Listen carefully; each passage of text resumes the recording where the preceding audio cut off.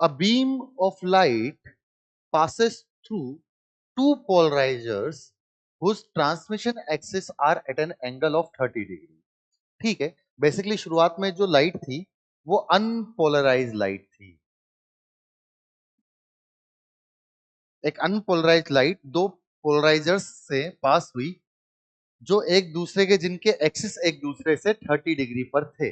If the intensity of incident light अगर दी हुई है कितनी 10, what will be the intensity of transmitted light through both the पोलराइजर्स।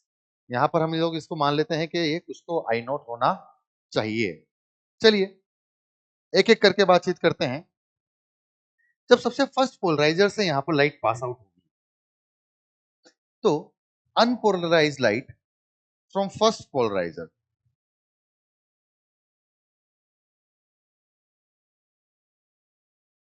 जब भी फर्स्ट पोलराइजर से अनपोलराइज लाइट पास आउट होती है तो बेसिकली उसकी जो इंटेंसिटी होती है वो इंटेंसिटी ओरिजिनल इंटेंसिटी की कितनी हो जाती है, हाफ हो जाती है।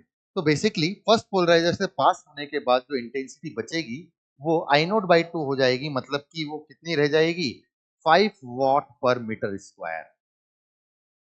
अब ये I1 इंटेंसिटी की लाइट दूसरे पोलराइजर से जब पास आउट होगी तो जो इंटेंसिटी होगी वो लिखी जाएगी कितनी I1 cos square theta, which is basically Malus law, which is basically for polarise light.